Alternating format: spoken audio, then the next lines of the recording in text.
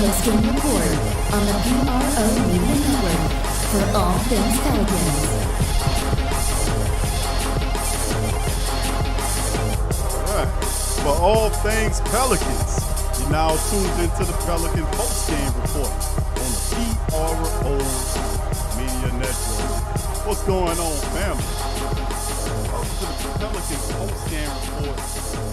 Once again, it's on. We talk about more interesting news and notes on the Pelicans in this week's show.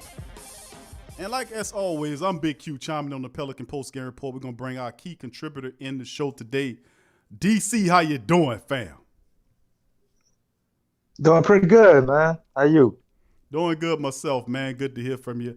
And our weekly broadcast here. Much love to all the family members joining us in the live stream. GF Kev, he says, dang, you ate those beans quick.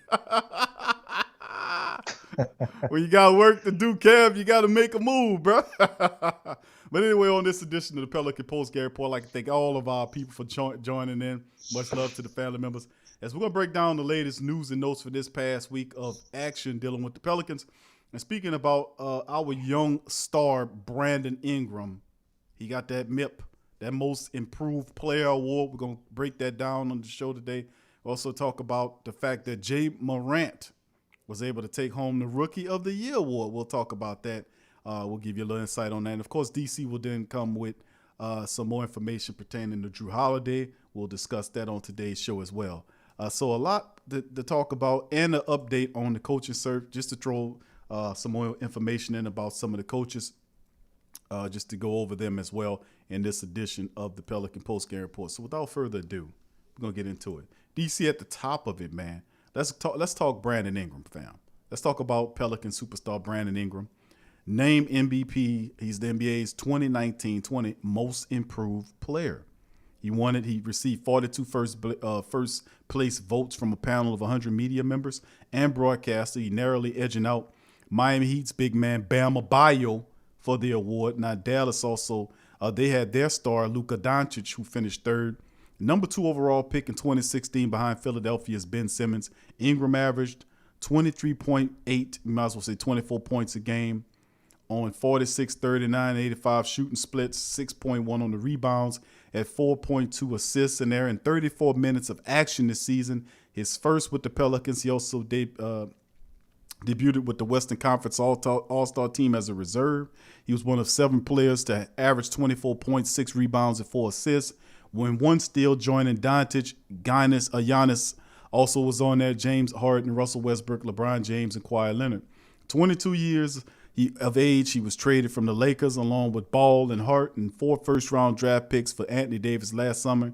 He'll become a restricted free agent later this year. There are rumblings that the Pelicans are negotiating with his contract and trying to work that through. There are rumors circulating around that. We don't know. We don't have nothing for certain, but just to let you know. And he's in line for a 9-figure maximum extension from the Pelicans after 4 seasons on his rookie contract. And he was kind of upset watching a lot of the other players get paid as well. And he finally is going to get his. So he stayed to the course, and Brandon Ingram became an all-star for the Pelicans, averaging 24 points a game and the most improved player of the world. The sky's the limit for young Ingram, and he's definitely trending in the right direction. DC, what are your thought process on young Ingram getting the M.I.P? I think he the man, Brian. You said it right. You ain't have to eat your words and say all-star, superstar. He's a superstar in the making, definitely. The potential, and when you see the growth, I mean, if you just look at him season by season, even before he got here, he's improved every year. He had one year where he had a little setback with his shooting. But other than that, he's steadily just been improving. And how he talks and what he talks about liking to do, you always hear him talk about practice and putting in the work. So that's what I respect about him, bro. And I think the sky's the limit for Brandon Ingram, man. Most improved player, he was definitely deserving of. I don't think anybody stepped up more than him. And really all it was giving him the opportunity, because I think he's always been that player. he was in LeBron's shadow over there in LA. And the other couple of years, was a youngin' trying to put it all together. But this guy is who they thought he was when they drafted him. But luckily for us, we got him now. So happy to have Bi. Much respect, much love, man. Congratulations. I'm glad he won Most Improved Player of the Year because he definitely deserved it. Yeah, he definitely deserved it, man. And I'm very Bi with the sleepy eyes. yeah, he got it, man. And him and Zion Williamson, they're gonna be a real force. And speaking of Zion Williamson, man, as we move into the next topic of discussion, Zion Williamson finished third in the Rookie of the Year voting, behind his former AAU teammate, who wins the award in Ja Morant. Now, despite appearing in only 19 games prior to his NBA restart, Zion Williamson was a finalist for the Rookie of the Year. On Thursday, the high-flying 20-year-old finished third in voting for the award. Ja Morant won the Rookie of the Year award. The number 2 overall pick in 2019 received 99 first-place votes. Williamson, the number 1 overall pick, just got 1. The race between them could have been closer if Williams had been healthier. Williams missed the first 3 months of the season while recovering from a right knee surgery. Morant played in 59 games before the season was suspended indefinitely and March, and then 40 more than Williamson. So, I mean, it can show you exactly why, it was lopsided anyway. It wasn't no competition. Voters were not supposed to factor in the players' performances during the NBA restart, but Morant averaged 18 points a game, 7.5 assists, and 4 rebounds. He led the Grizzlies to a 34-39 record. The Grizzlies were in position to make the playoffs for much of the season before the Trailblazers took over.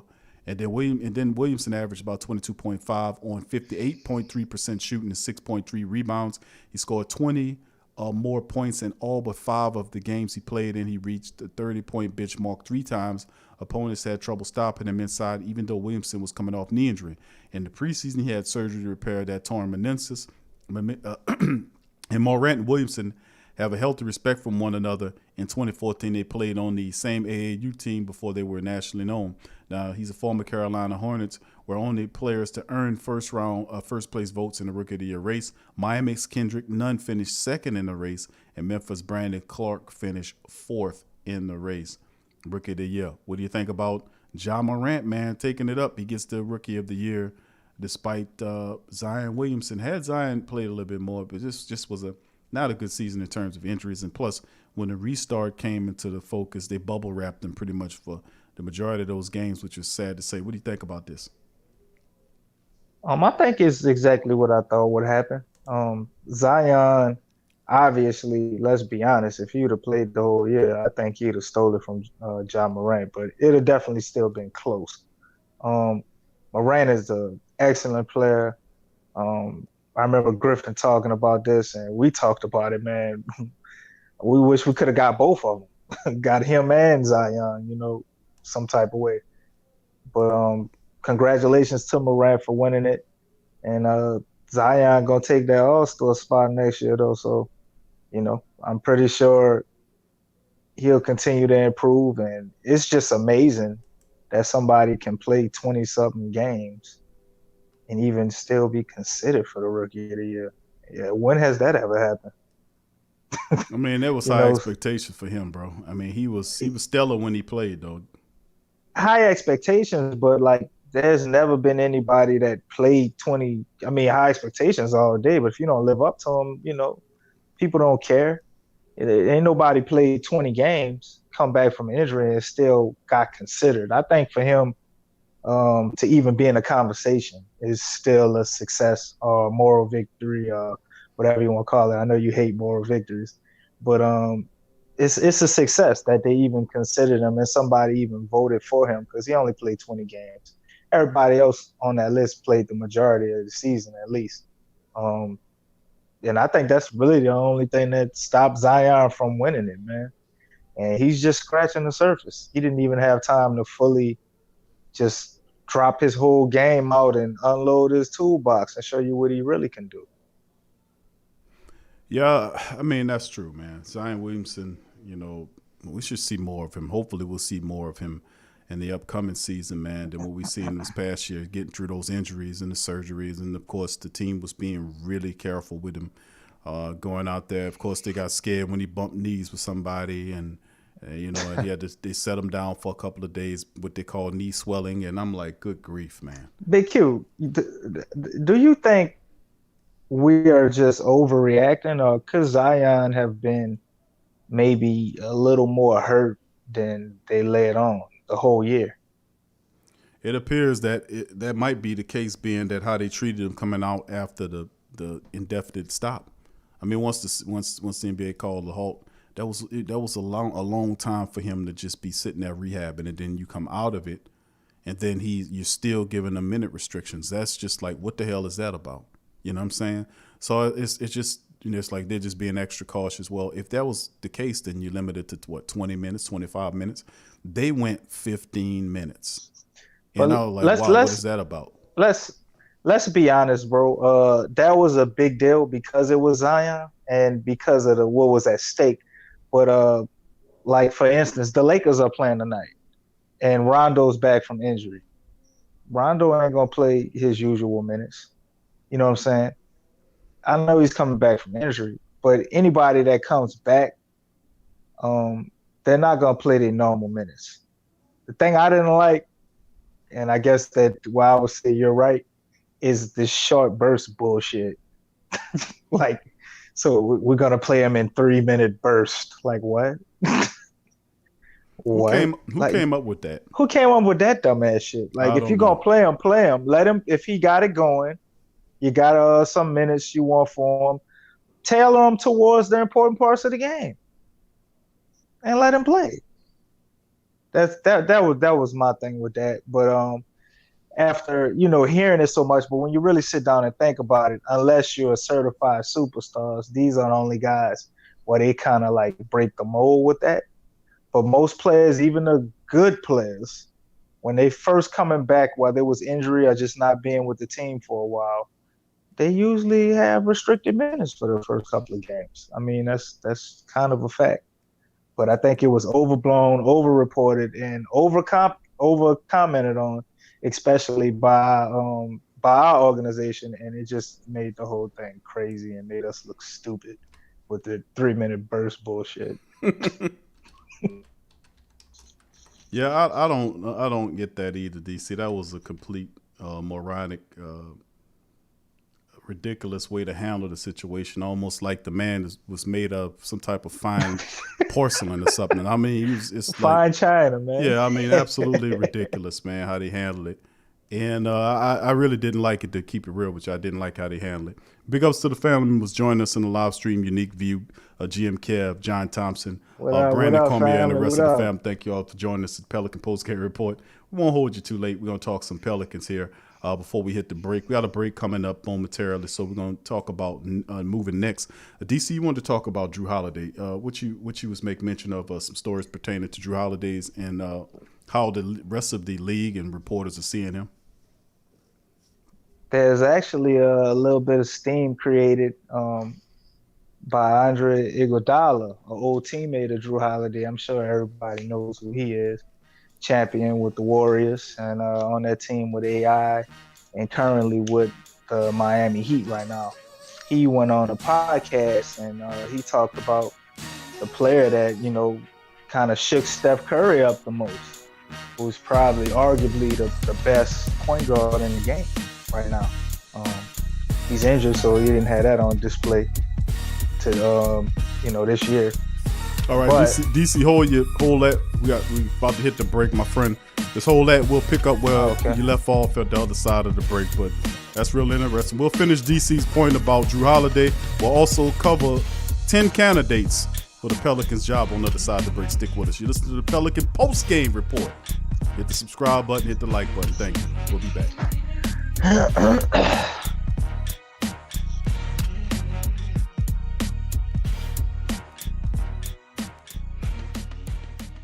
Remington Tax Solutions is a company that, together with their partners, provides provide virtual tax consultation and preparation for individuals, small business, and nonprofit. They also provide notary and a host of other business-related services for their clients. Their associates provide a systematic yet very client-centered approach to their services. They offer the industry knowledge and insight to help solve your most complex tax issues. At Remington, their currency is time, the one resource that cannot be replenished. For that reason, they utilize the simplest and most effective forms of technology to make their services faster and more efficient. No need to wait in the office until your taxes are completed. Simply upload your documents via the Taxes to Go app or via their client portal, and they'll take care of the rest. Remington Tax Solutions is a member of the National Association of Tax Professionals and participates in the IRS Annual Filing Season Program, which is a voluntary tax education program to stay abreast of the ongoing changes in tax legislation. Remington Tax Solutions has a strong connection to the communities in which they serve. It is a part of their mission to make a positive impact on the lives of their neighbors. So, if you're looking for a reliable, effective, and trustworthy tax preparation service, Remington Tax Solutions is the business for you. Contact Remington Tax Services at their number 682-307-4410 or simply go to remingtontax.com. That's remingtontax.com. Remington Tax Service, virtual tax preparation for the individual and small business. Get straight sports talk from the Sports Coma with Big Q and the guys. Embrace Pet Insurance is more than just pet insurance. Embrace Pet Insurance promises to provide genuine support and certainty when your pet needs it the most. With personalized accident and illness policies, compassionate customer care, 24/7 access to veterinary professionals, flexible wellness plans, timely claims processing, and online customer portals, their values is what makes them Embrace. So, when selecting a pet insurance company as a partner in your pet's care, you deserve a company that has your pet's best interests at heart. Get top-rated and reviewed coverage for your pet today. Up to 90% back on bills at any vet, total protection, pet insurance and wellness, and dependable claims payments. Get the top-rated and reviewed coverage for your pet today. Go to EmbracePetInsurance.com. That's EmbracePetInsurance.com. Check the link in the description section below.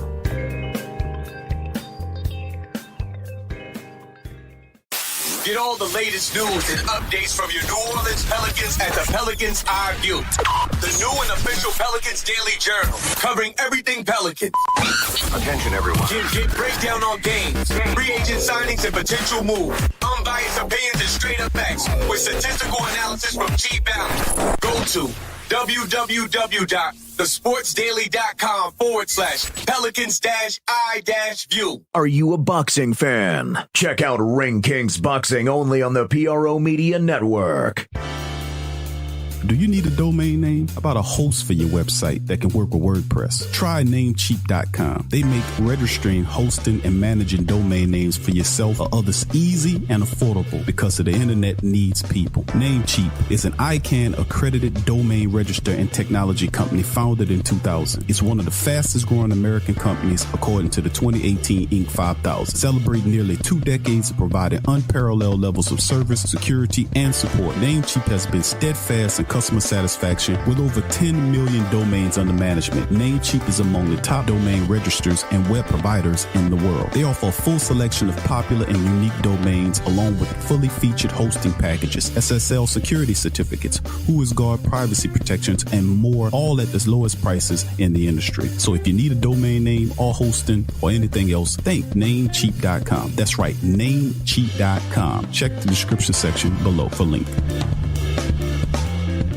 There's a lot of reasons to be a fan, but only NBAstore.com has all the gear. Are you a Pelicans fan? Check out the Pelican postgame report on the PRO Media Network.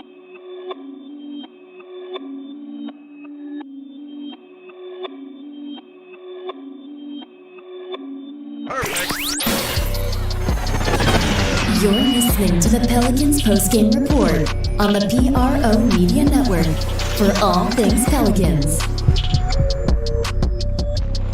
For all things Pelicans, you're now tuned into the Pelican postgame report on the PRO Media Network. Talking Pelicans, man.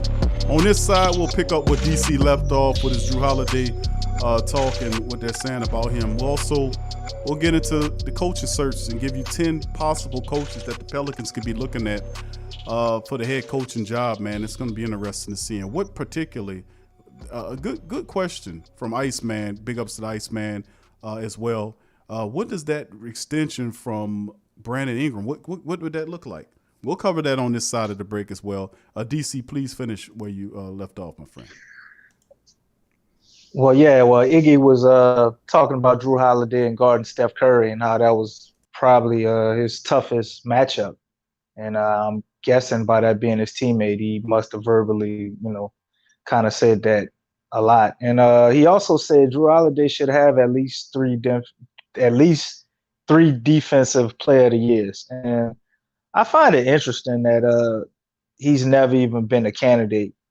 And with all the awards being handed out, just checking that out, man, and thinking about Drew Holiday. And I wonder do you think the Pelicans will hold on to him for the rest of his career, or will we eventually trade him to a contender for them to take that next step and maybe have him shine a little bit brighter with the contributions that he brings to the floor?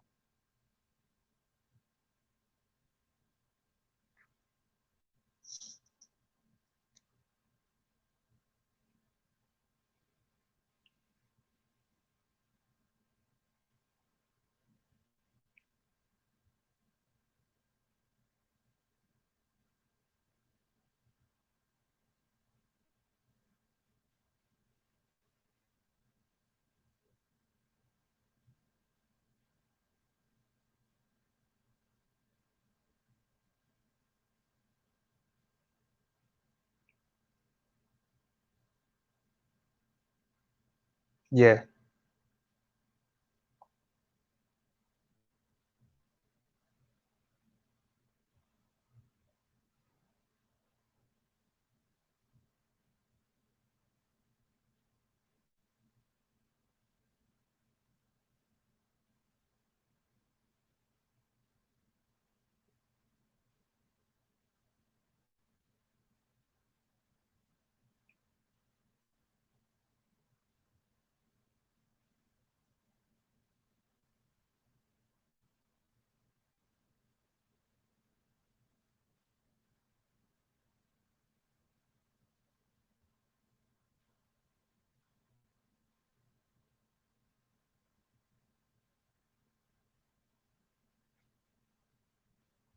Correct.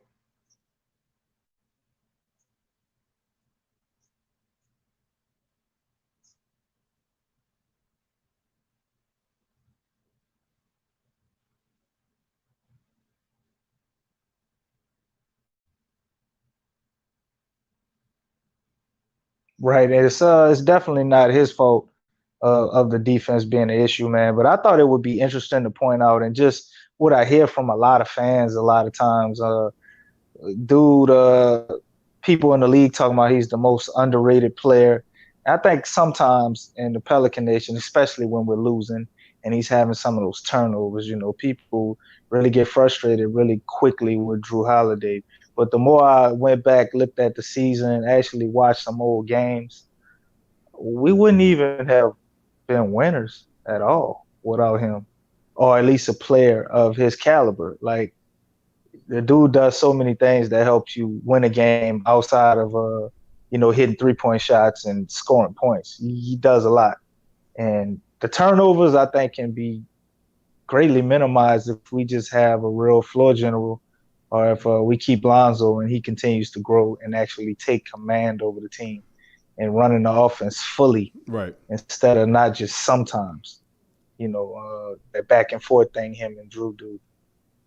Drew is definitely at his best when you can take that load off of him. And if we can do that, right, then I would love to see Drew Holiday retire a Pelican, because I think he'll be one of the rare players that would actually be productive and very beneficial to have him on the floor until the day that he hangs him up, because he does a lot of other things other than just score points. Right. I apologize to the family members of the building. They couldn't hear me when you asked me the question, so I'll just repeat it briefly. What I was saying was, what y'all guys didn't hear, was the fact that I was saying that the only tradable piece that the Pelicans would rather have or get rid of that people would want, like say for instance, if you wanted to offload Drew Holiday for a more offensive gifted piece, like a Bradley Beal, say, Drew Holiday would be the piece that most people would rather that see as a valuable commodity. Anybody else, I wouldn't say that much, but Drew Holiday is in the prime of his career right now. He's a respected two-way guard. He brings a lot to the table. The only issue I've had problem with Drew Holiday, like I was saying, was the fact that he does miss games due to injuries. And and then there's the issue of him turning the ball all over. He turns the ball over a lot. That's why I didn't really want Drew Holiday holding or handling the ball as much, because if he's handling the ball a lot, he's going to turn it over 3 or 4 times a game. That's just how he is. That's just what it is. So I'd rather keep him off ball. But if that's the issue, like depending on whoever the coach is, and that's a big part of it going into the future is, okay, we see Drew Holiday there, and somebody might come and say, listen, we can get Bradley Beal or what have you to come in here and give us a spark here, where Drew Holiday would not. But I wouldn't do that. I would actually would keep Drew Holiday on the team. But once again, it depends on what kind of coach it is and what the vision is for the team. So, we'll see how that works moving forward. But DC, let's keep it moving, man. Let's get into the next topic of discussion. Let's talk about the coaching candidates on this side of the show. Speaking about some of the candidates. Hold up, I got a question for you, Big Q, before we move on. Okay. Because this is brought up a lot, and I believe Bradley Beal is a better player than Drew Holiday, especially on the offensive end, and what he can do on the offensive end. And he's a decent defender, not above average, but he's a decent defender and a decent facilitator. So with all of that, he's a better player. But wouldn't trading for Bradley Beal, if that was the only thing we're able to get, be just a lateral movement? Will we gain in offense, which we don't desperately need? We would lose in defensive capabilities on the wing. I like I said, I think Drew Holiday can give you 17, 18 points a game.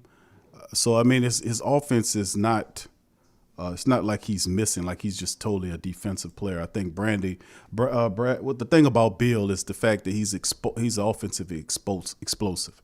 He's prone to take over games. You've seen Drew Holiday do his thing from a defensive standpoint. Every now and again, you'll see him light you up on the offensive end when he's inspired to. But Bradley Beal, that's a part of his game. He's not as good. He's not nearly as good as Drew Holiday is defensively.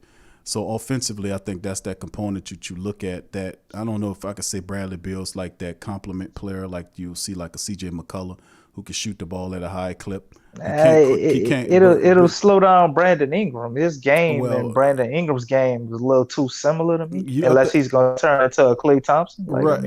That's the look. Like if you were biting off of what the Golden State Warriors were doing, then you would have a guard there who could move the ball around, and then you'll have basically a spot-up shooter that can go and find his spot on the floor, stay out of the way of the big bodies, and then you penetrate, dish the ball to him, or dish the ball down to Ingram who's looking for it, and they'll collapse on him. He'll find Beal in the corner for a knockdown three. I think that's the explosive player that a lot of people have been looking for, and that's not really new. There have been several different times that I've read, several dozen times that I've read articles trying to exchange Drew Holiday for Bradley Beal, claiming that the Pelicans need more offensive production. I don't think that's necessarily the case. I would rather build this team defensive first, because the offense they can score already. I think we would have to give up too much to get him too. Just giving them Drew, I don't think would be enough. I think they would want us to kind of clean the whole treasure trove of draft picks we have. They're gonna want at least 2 or 3 picks, and they're gonna want the good ones. So I think Bradley Beal is a superior player. I mean, the guy was averaging 30 points a game, and somehow he didn't make it to the All-Star game. That was kind of weird. But still, I don't think we need more points, like you said. So it's just interesting to get your take on it, man. I was wondering if I was crazy, because everybody keeps telling me we need Bradley Beal. Yeah, I wouldn't agree with that. I think Beal is good at what he does, but I think Drew Holiday fits what the Pelicans all about. He's a guy that he's more of like a Klay Thompson than Bradley Beal would be. Honestly, Offensively, no. I mean, but Bill's skill set is closer to Klay Thompson in terms of his shooting. I mean, Bill is not exactly a defensive liability. I mean, he does play defense, but he's not known for it like a Drew Holiday is. Drew has earned that to be a two-way player. You know what I'm saying? He can score and he can play defense, but his defense is more known than his scoring because at times he can go cold. But the thing I like about Drew is that he finds a way to get to the cup, which is really interesting. He's not afraid to get to the cup and get around the bigs to make plays happen. You know, he has a Euro step. He has a good game underneath the basket that people are disrespecting. But I think that he's the glue that keeps the team together. So that's something that most people have to understand. But, of course, people are going to look at it and say, oh, man, we want to get Bill because of the offensive production. That's just how it goes. Yeah, he's definitely the bigger name, more exciting player, more well-known player at this point. But Drew Holiday, to me, is the more versatile player. And he can do a little bit more on both sides of the court. And I say he's more of a Klay Thompson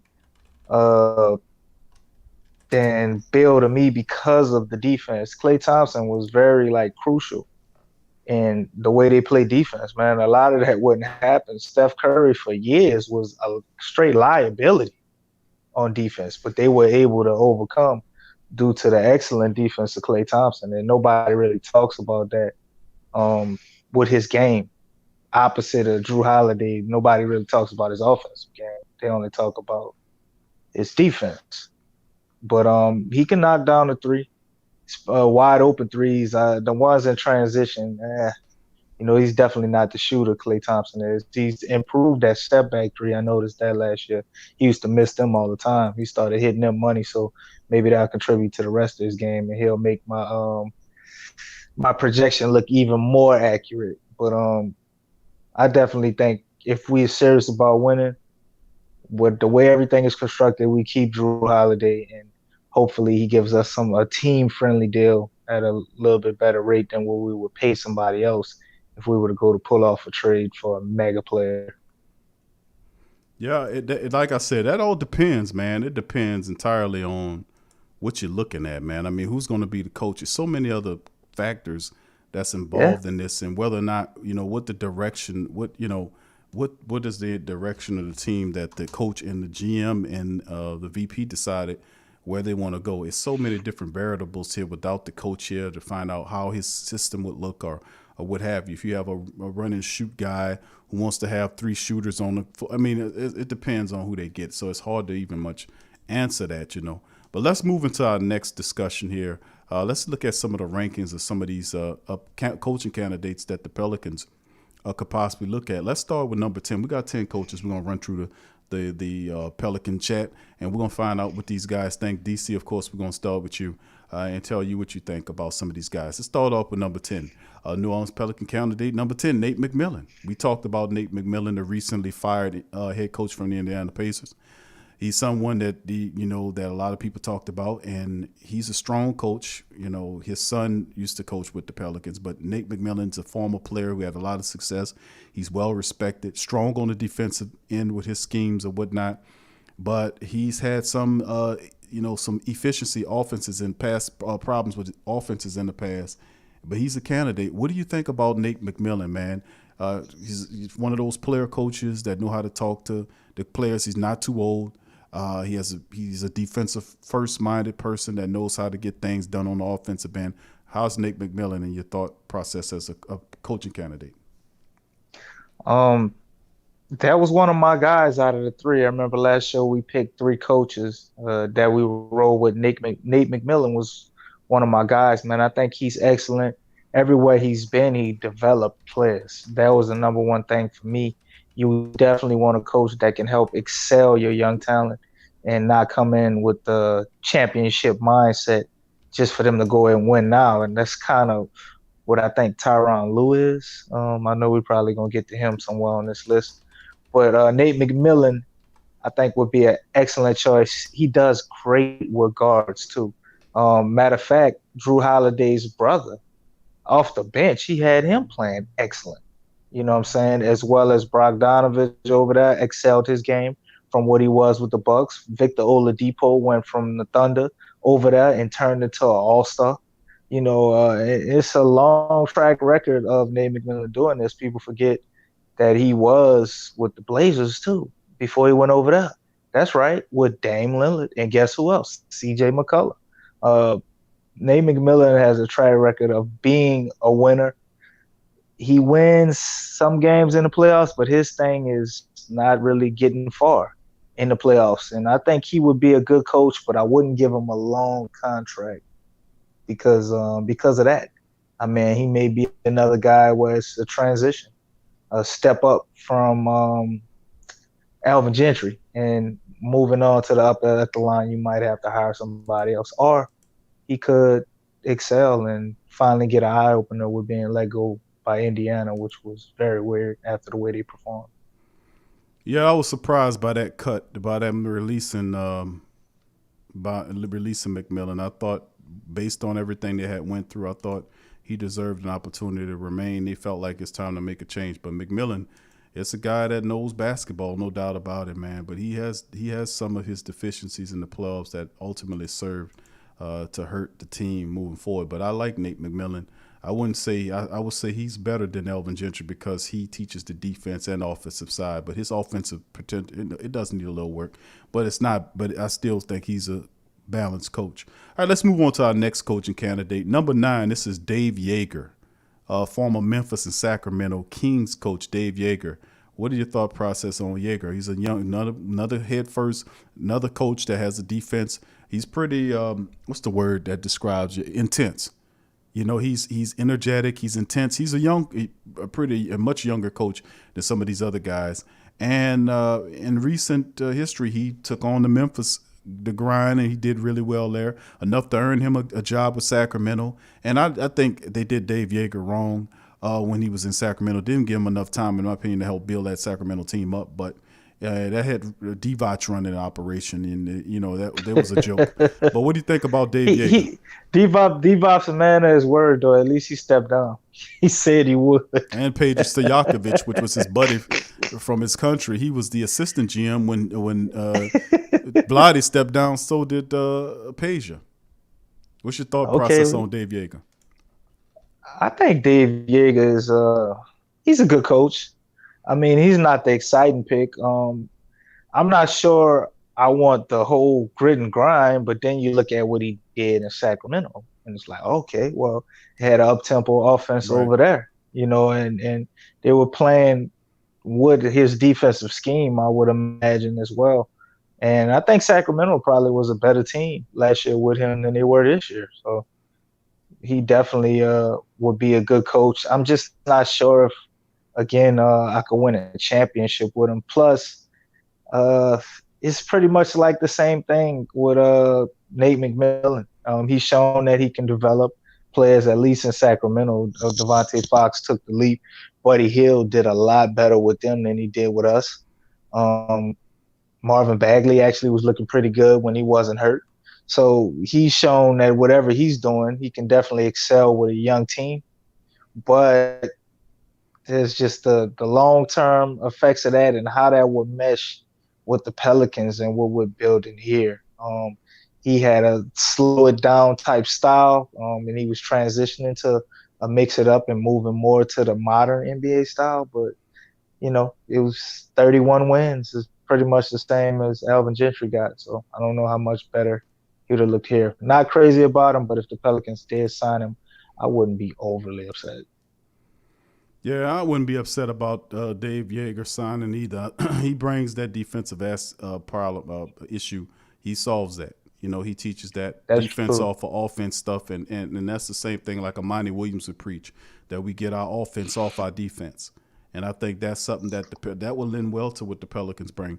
All right, 2 other coaches, not well-known coaches that we could throw up. It's assistant coach Dan Craig from the Miami Heat and assistant coach Wes Unseld Jr. for the Denver Nuggets. Now, of course, Craig, who's been under Eric Spoelstra there in Miami, he's been a coach A good defensive mind with Eric Spoelstra's finishes one of the NBA's best offenses in Miami and puts a lot of focus on the player developments. He was once a head coach of Miami's G League team. Craig was instrumental in the Heat getting most of their young players this season, which is something that New Orleans organization should like. If the Heat continues to make big playoff runs, Craig will receive some credit for it and could bring the Pelicans calling.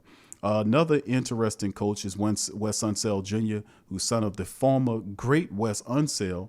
He's another guy on the list, and he was an assistant with Denver. Right now under Coach Malone, who had a really good coaching series against Quinn Snyder, who's another excellent coach. Now, Nuggets like to try all different types of schemes on both sides of the ball. Unseld Jr. is a part of the process on defense. He's getting a lot of talk as one of the best young minds in NBA rankings right now, and if New Orleans Pelicans wanted to pluck a head coach from the organization who's just built a contender completely organically, he's their guy. The only problem is New Orleans Pelicans will have to compete with the Bulls, who now are run by the former Nuggets executive to try to get Unseld Jr. What do you think about Dan Craig and Wes Unseld Jr.? When I look at guys that haven't coached yet and they've been assistants and moving up into the ranks, I look at success. And I would have to go with Craig. I like him because I like that Miami success, and he's been around for that, man. So obviously he knows what it takes to win and what you got to do. So I think it makes things a lot easier for like predicting team meetings and how they need to go about stuff, how the team should be practicing. You've been around champions and winners, like you know what they do. So I think Craig would be a better choice than Unseld, but I think he's a pretty good coach too, man. The players seem to like him. He's been a big part, instrumental in the development of players over there in Denver, if you do a lot of background reading up on him. So I like him too, but I think Craig would be a better choice. And if they did sign Wes Unseld, it'll just be kind of like question marks to me, like we could have did better. They signed Craig, I still would feel like we could have did better, but I would be kind of happy about knowing what the culture would be with the Pelicans, and it will be one of demanding a lot out of your players and fixing fundamental mistakes in defense, and that's exactly what we need. Yeah, the assistants, man, they'll come in, man, and trying to prove themselves, man, and have those guys to come in. And I like you said about Miami, and I like Unseld Jr., where he comes from with the Denver coaches, but you look at what Eric Spoelstra's been doing. They look like they're having a little too much fun in Denver, man. Man, I'm telling you. I want somebody a little strict. But yeah, he knows how to coach, no doubt about it. Let's move on to some more coaching candidates, number 6 and number 5. Number 6 is an interesting guy that we all know, who's pretty damn good. He never coached in terms of as a head coach, but he is a coaching candidate nonetheless. His name is Jerry Stackhouse. He's a former player as well, but he's also had success as a G League coach with the Toronto G League affiliate, and he's been terrific, man. He's Stackhouse. We have an NCAA head coach whose candidacy is built on his last few seasons as an assistant coach for the Toronto Raptors and the Grizzlies. Stackhouse made a reputation in the player development side for his stint with the Raptors, where he developed some of the team's biggest championship contributors when he was coaching the team's G League affiliate.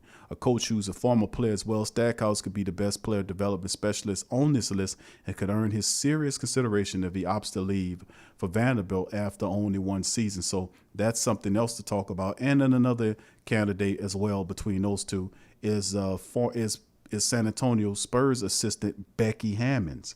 Becky falls out of the top 3 because she doesn't have she's a lady that's in this thing because she's a brilliant basketball mind. She's on Coach Popovich's staff. She's been there for several years right now, and she's seen as Popovich's successor. So the organization might not want to let her go, but it would be great to see if the Pelicans could steal her away.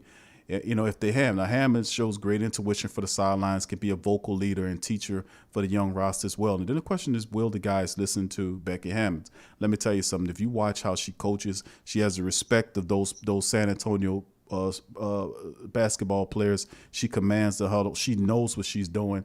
And to be honest with you, this would not be out of the realm of possibility for Hammonds to end up in New Orleans, being that you have a female owner, you could possibly have a female coach. Anything's possible. Hammond brings so many desirable traits to the head coaching opening as well.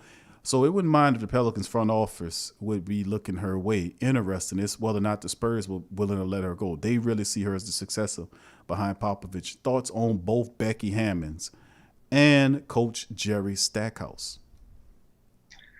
Well, I'll start off with Jerry Stackhouse. I think Jerry would be a good fit here due to the relations he has with Brandon Ingram. A lot of people don't know that he definitely I guess talked to him as a youngin, like he's been knowing about Brandon Ingram. You've seen what he did over there with Toronto and the player development side of things again, and it goes back to culture and knowing how to win. He came from that grit and grind era. He was also with Philadelphia 76ers. They couldn't make that work out with him and AI, but he did have a lot of winning going on with Detroit. And he was a journeyman around the league, played on a lot of other teams where they won as well. And I think him being a player, still being relatively a young guy, with a young team, especially for a head coach, he would be considered young. And he's already coaching the team, and they were actually pretty successful. And a lot of people are wondering if he's even going to leave where he's at to consider an NBA job, but I don't think a lot of people pass that up. And I think he could definitely do it, and he would be growing with the team as well. Never coached the NBA team before, definitely been an assistant, so you have that issue. But Nick Nurse was pretty much similar, and you seen what he did, even though it took for Kawhi to come over there.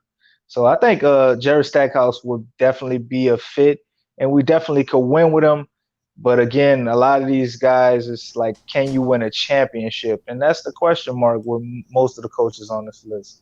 Now, Becky, I'm going to be honest, Big Q. I understand your sentiments, but I would be lying if I said otherwise. I don't think she would make a good head coach for men.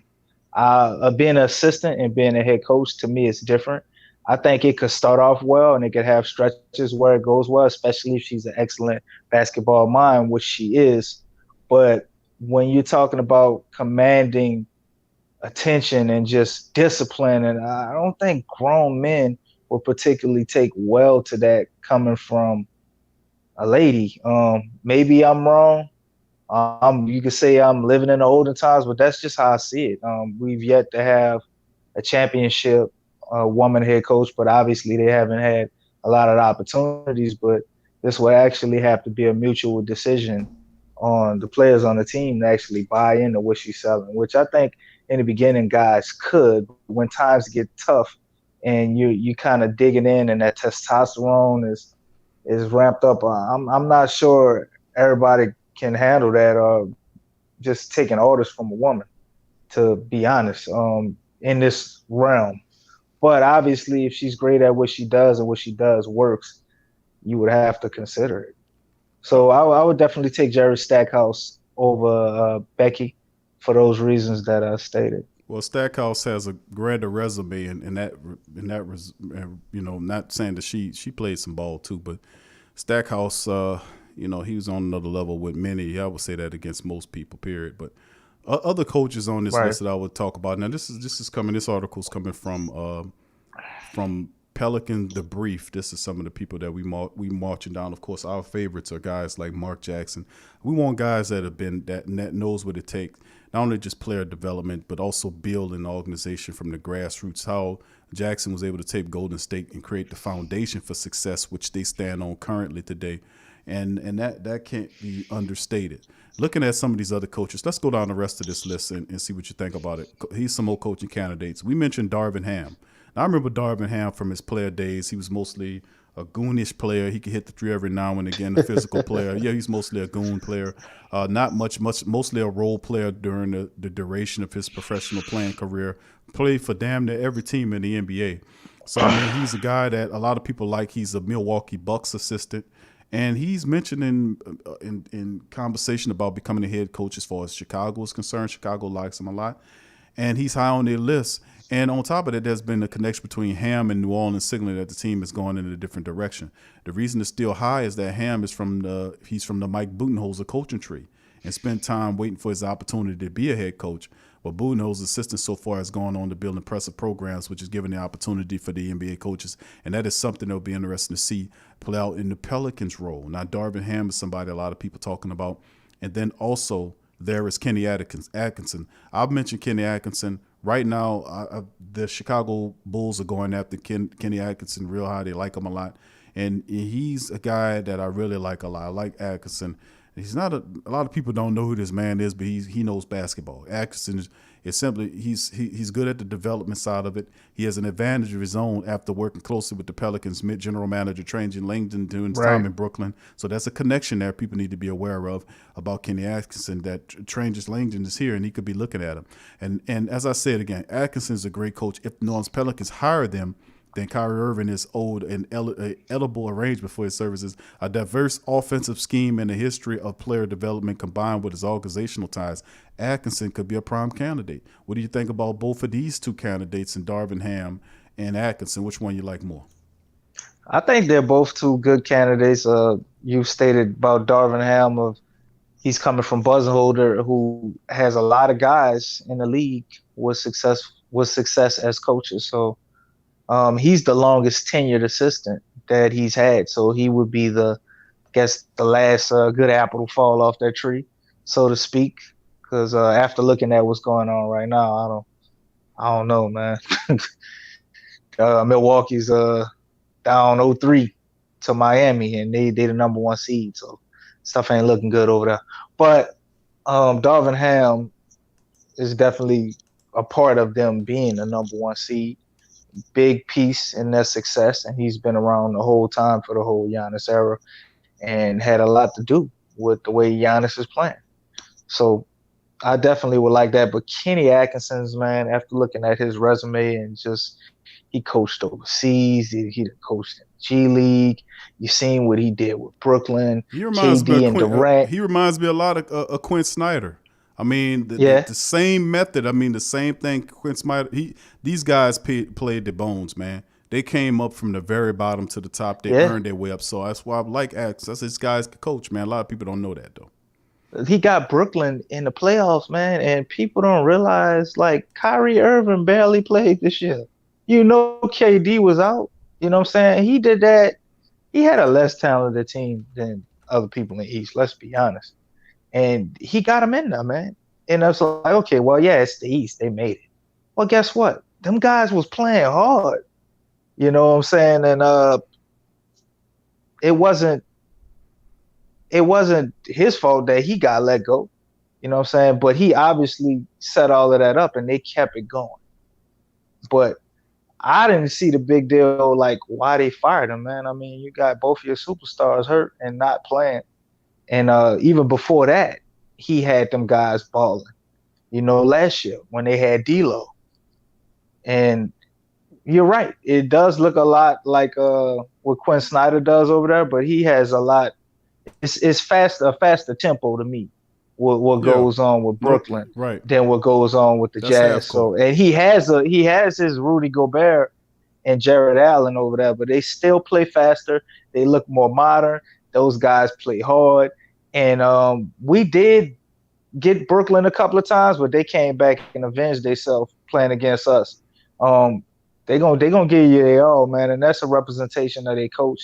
They didn't make a huge amount of mistakes either, and they played accurate, sound ball, man. And I thought he would probably be the guy, at least when Kyrie Irving and KD came back and seeing how it all went. So out of a lot of coaches here, he puts himself in rarefied air to me with up there with Nate McMillan. And what's the other guy's name in Sacramento and Memphis? Can't remember his name. Number 9. Can't remember his name. But he's done it. He's got the experience. And definitely if we did hire him as a head coach with the talent that we already have. No, not Tony Allen. The head coach who head coached Sacramento and Walton? In Memphis. Oh, hold on. You said that. Oh, you talking about Jaeger. Yeah, I couldn't remember Jaeger. Yeah, those three to me, if you're looking at track record and just guaranteed instant success, can't guarantee a championship, but you definitely probably would make a playoff with those three guys. And Kenny Atkinson is at the top of that list. Him and Nate McMillan, to me, would be the front runners, and then Yeager. All right, let's move on to two more coaches. We already talked about Mark Jack. These are some of the guys that are outside of the big guys that we would like to see. Of course, my three about Mark Jackson and we already know those. But these some of the guys. We might as well just talk about how we feel about them because we went over Mark Jackson a bunch of times. Right, and this is the thing that's why I'm approaching it from this angle, because a lot of people then say, okay, what are the other coaches that they could possibly be looking at? And this is realistically speaking, these are the guys that they are possibly considering. They're looking at some of these other coaches. Now, what about Sam Cassell and Chauncey Billups? Cassell is definitely an interesting option that we talked about. Sam Cassell before. Now I don't know too much about if Chauncey Billups is willing to coach. I know he was looking at. I think Tyronn Lue said Chauncey Billups has to be on his coaching. I guess tree. He is, and right now, currently, it's saying that Philadelphia is really considering Tyronn Lue. He's the top guy on their list, and I don't see they have an issue with them bringing Chauncey Billups with them. Let's look at this. Let's go one more coach here and talk about it. Indoor, if you had a coach, let's say, for instance, the Pelicans, they fired garbage time Elvin Gentry. Their assistants that the team is familiar with. What if one of those assistants would be a guy that you would consider for the coaching job, if there was some? Let's look at Chris Finch. Now, remember, Chris Finch came over from Denver.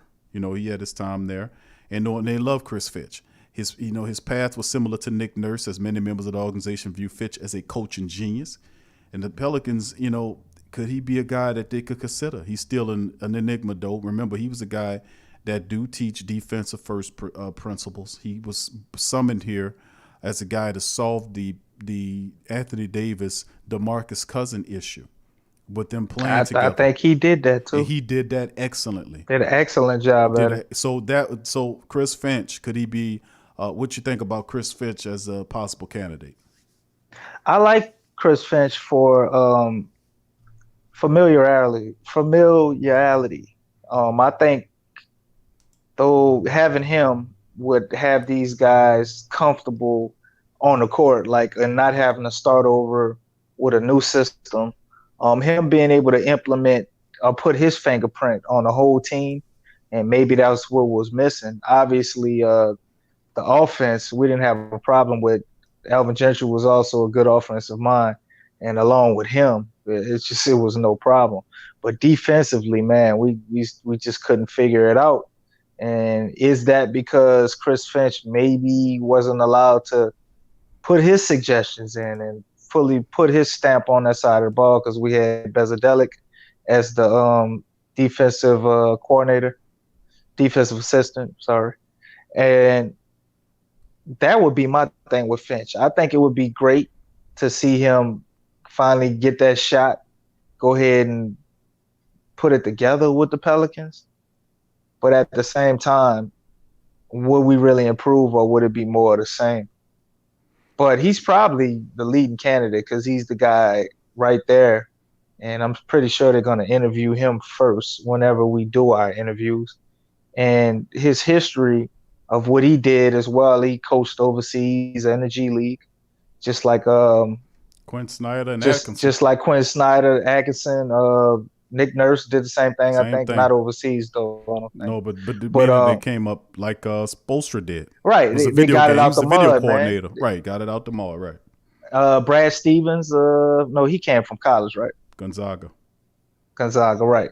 So anytime I see a guy come in, he put that work in, and he's had success, and where he goes is successful. Yes, I still consider the Pelicans a success, even though we had a little bit of disappointment this year. A little bit. But a big disappointment. I know we could have got that 8th spot. It's pretty sad. But unfortunate circumstances with COVID too, man. And our ex-coach being lick it up. And unfortunate circumstances with Elvin Gentry. Yeah, our ex-lick it up coach. I think Chris Finch, I don't think it would be a bad idea to have him as a coach. Honestly, this is the best time, because I notice I'm saying that a lot with a lot of these guys, but when you look at the background of them, man, there's a lot of good candidates out there to coach a team, so I think it's about the right fit to go with what you already have. And I'm not Nick, I'm about to say Nick Nurse. Chris Finch will represent already being that right fit. The guys are already comfortable with him. They know him. Obviously, a lot of what he's doing is succeeding. The team is considering him, so they know he wasn't the problem. Now, when you take over and do everything, managing personalities, doing all of this, and creating the schedule and all of those things, that's what we got to find out about him, at least with the Pelicans. We've seen his track record, what he did everywhere else. I like Fish too.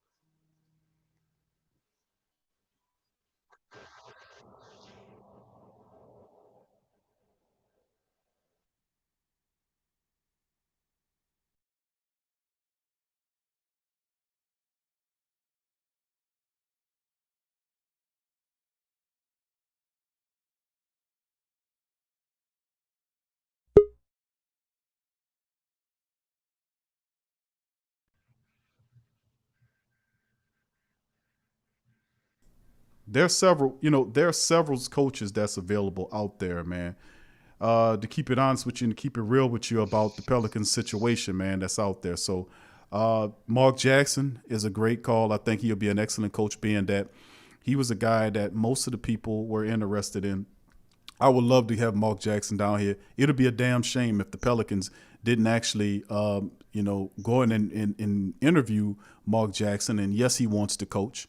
He wants to coach. Like I said, you can look it up and just put the question in the Google machine, and it'll show you an interview from ESPN quite recently, several months ago, saying that he would like to coach in a league again in the right circumstance. So I think he should be at the top of the list, because you need a coach that's going to come in and command the respect of the teams. A guy with a track record. He's played in the NBA. He had a record of, when he came in with Golden State Warriors, they were a dumpster fire, and he was able to make them respectable again.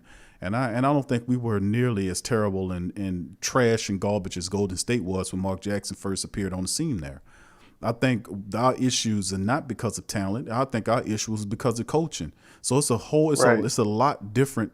It's a whole different environment, period. Like you talked about Kenny Atkinson going up to Brooklyn and getting that team with no stars and just a mishmash of different players, teaching those guys how to play basketball to the degree where they actually made the playoffs. So even though we know the East is weak, that's regardless, that he still was able to get that team into the playoffs. And if you look, like I said, the Pelicans have all of the talent in the world. Their issue was coaching. The guy did not teach how, defense, and that was terrible. He taught them just go up there and shoot the ball. Shoot the ball. Nothing wrong with shooting the ball, but shooting the ball irresponsibly will get you beat. Now let's move past that before I go on a whole nother spiel and go off on Elvin Gentry. He already gone, so ain't no need me to beat a dead horse. Okay, now let's go into this. This is the final question of the show, DC. I ain't get to say nothing about Mark Jackson, man. No, go ahead. I'm sorry. Go ahead. I just wanted to add one thing in there, because, you basically covered, and I agree with you. Most of the stuff you said, I'd have said too. But is it not that Mark Jackson doesn't want to coach anymore, but the fact of the extortion thing he had with the stripper? Do you think that is possibly why he's never gotten another shot? Because the more I look at Mark Jackson, and we prep for the show, you're going to talk about him, look into things. Kidd. I'm talking Mark Jackson. Huh? I wasn't aware of the skipper. I'm speaking as if this is common knowledge. I thought it was. No, break it down, bro. This is 8 years ago, though, my man. Okay. Just 8 years ago. Where in that 8-year time frame? Where is that in comparison to when he was the coach of the Golden State Warriors? He was still the coach of the Golden State Warriors with that going on, but not long after that, that went on for a while, and he eventually got let go with the rifts with management and all of that. Whatever year that was, I don't remember what year he got let go, but he was being extorted by a stripper over nudes. Right. She had pictures of him. Right. And text messages and all of this, and they threatened to go to paparazzi, and some guy approached him. He paid him one time, and then they kept trying to come back, and he told the Golden State Warriors the whole situation. They got the FBI involved and all of that. Yeah. And then life moved on. 200 G's they was trying to get out of old Mark him up. 200, man. But I don't know his situation with his wife, but they had a ministry and everything that they started. Huh? I'm pretty sure she wasn't happy about that. Let's just say that much. Yeah, are they still together? Is he still married? I not sure about that, but she deserves $1 million after putting up with that. He had to say that in front of the whole world, and how he cheated and everything. And I just wonder, things like that. I don't remember if he's still married or not. That might be a thing too. I think organizations look at this because that, let's be honest, is a sign of bad leadership. It has nothing to do with basketball, but it's poor judgment and bad leadership. So I wonder if that is the common denominator of Mark Jackson not getting a lot of jobs that we thought he should have got, or at least been considered for. Because there's no reason, in my opinion, for him to be sitting out there in teams rotating coaches like they playing musical chairs every year. And he never get a shot. Could we be the team to break that mold? Because I think Mark Jackson is the best coach on this whole list, to be honest. He had everything that I think we need. Even though he ain't been with these players, I think he could come in there and breathe familiarity really quick. He's a leader. He's a floor general. He was that as a point guard for, 17-something years? Or how long did he play? He had a long career. But I wonder if that's the only reason that he's not getting this job, and will we fall victim to that too? Because if he truly wants to coach, and a lot of Philly's not going to give him a shot, because let's be honest, that might be a better coaching job to win now, because they're in the East and with what they have. We would be the best team for Mark Jackson. Well, let me add to this too. You asked the question about whether Mark was still married. He's still married. I didn't know his wife was a singer, but yes, he according to information I got, that he's still married. This is why you was talking. Let me throw this in there because there are questions about whether Mark Jackson wants to coach. Let's listen to what he had to say from a recent interview. This is from May 5th of 2020 from the show First Take, when they had him on. The subject is, what is Mark Jackson return to coaching? Here we go. New York Knicks. I want to know what your thoughts are about that. I want to know what personal aspirations you still have to be a head coach in the National Basketball Association sometime in the near future. Well, I want to say thank you to you guys for your support. And obviously, I hear the chatter. And it's appreciated. But I will say this, there are 30 NBA jobs. And so I don't minimize myself to one. I look forward to one day coaching again. It's a dream of mine. I'm not going to slip my wrist if I never coach again, because I'm, like you talked about, I believe that what's mine is mine. That being said, when you talk about Tom Thibodeau, know him as a coach, know him as an assistant coach with Jeff Van Gundy, know him as a friend, outstanding basketball mind. I don't get into, one job, but he's a coach that's proven and had great success, and nobody will outwork him. So I wish him nothing but the best and pulling for him and whatever his heart desires. As far as I'm concerned, I look forward to the day of coaching again. I had an incredible time in Golden State, coaching for 3 years, developing incredible relationships and having some success. And I look forward to the challenge of doing it once again somewhere. All right, there we go. That's receipts. That's what we call receipts. That sound like him lending that olive branch, man. hey, we got that. We talking about that. But the truth be told is that was interesting. backlog. That just shows very few angels out there. But I mean, the reality is that was the big question about Mark Jackson, whether or not he wants to. Well, Coach, I dropped them receipts on your head. All right, now let's move into the next discussion, the final discussion of the show, DC, before we leave. Let's talk about Brandon Ingram's contract. What does that look like for Brandon Ingram? Now, you tell me what you think. Ain't nothing to talk about. What does that contract look like? Give me the years and give me the amount of what does that contract look like? Maximum years, maximum money. Sign a contract, case closed. Okay, what is that? Okay, it's pretty simple. Maximum. Okay, give me numbers here. They gonna let him hit the open market. I'm seeing he's restricted.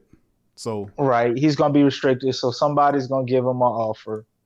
Brandon sounds like he wants to come back to the Pelicans, but he knows how the game is about to be played.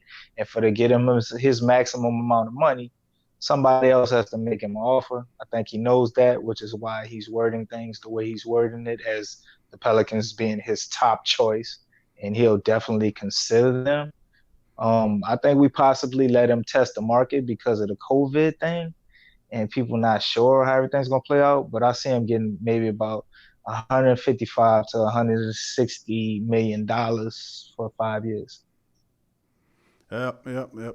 It's going to be somewhere in there, man. I'm telling you. That's probably what it would have been if we would have re-signed him right now. We probably would have signed him for, what, 140?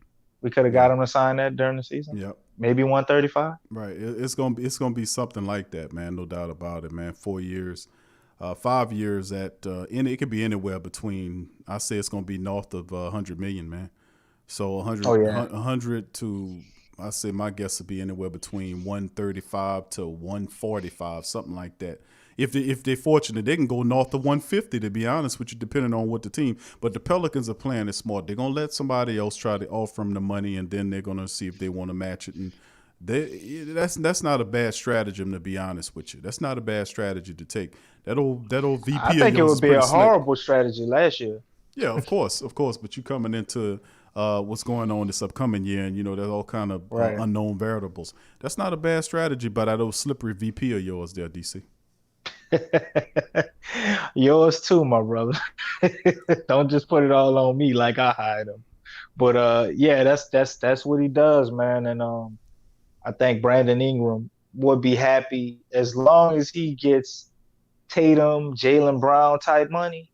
I think he would be okay with that, because those guys were in his draft class, and not in his draft class as far as Tatum, but Jaylen Brown, I think, was the one that he was really probably upset about. He feels like he's better than him, and he don't have his money. So as long as he got more money than Jaylen Brown, I think he'll be all right with that. And he got his version of a max deal. The max deal for Brandon Ingram in his career at this age is probably around the same thing we gave AD, which I said is probably about $150 million, man. Ain't that what AD got? Or did he get, was it 110? Salary cap might have been lower. I forget what he on his first deal, not the second. I think it was. Yeah, that was a second deal. Yeah, we're going to see, man. It's going to be fun watching it, man. But that's going to do it for the Pelican post-game report, man. We had a lot to talk about on the show, covered quite a few topics. Man, DC, over an hour of good talk here, man. Thank you for giving all that good insight to the family members. And thank all you guys out there. Big ups to all you, Jim Kev, Unique View, Brandon Cormier, Iceman, all the family members, Teal, my dog Teal, Timothy, Supreme, Josh, all y'all. Thank y'all for joining us on this edition of the Pelican Post-Game Report. We'll be back every Friday at 9 o'clock on the Pelican Post-Game Report. Hit the like button, subscribe, and share the link on your social media. For me and DC, peace.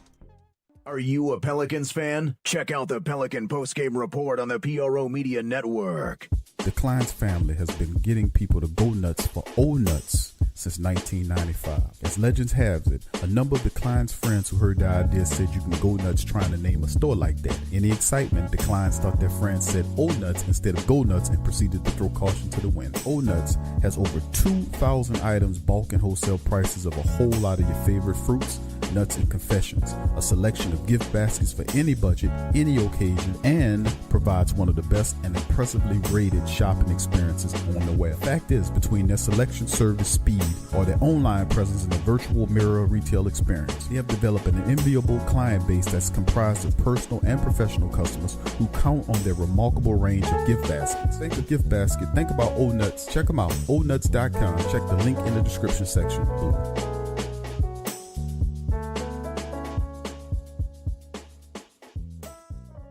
Tea is your escape. It's your opportunity to create a moment for stillness, for reflection, for yourself. It's your connection to a world of senses, flavors both exotic and familiar, energizing and relaxing. It's your retreat from an increasingly turbulent world. It's the perfect paradox of simplicity and complexity. Teabox.com connects tea to people, uniting the richest flavors of the finest teas with the curious, the cultivated, and the adventurous all over the world. The freshest tea you've ever tasted, from crop to cup. There's simply no simpler way to experience the wonderful complexity of tea. Teabox, packing up the freshness. Tea thrives on freshness, and so do they. Teabox temperature and humidity control facility ensure that tea is maintained. The teas themselves go into oblique bags with aluminum layers that protect them from excess moisture and light. With Teabox, shopping for fresh, loose leaf tea is easy because you make an informed purchase. You know exactly where your tea is coming from. So for the freshest teas in the world, check out Teabox.com. That's right, Teabox.com. Check the link in the description section below.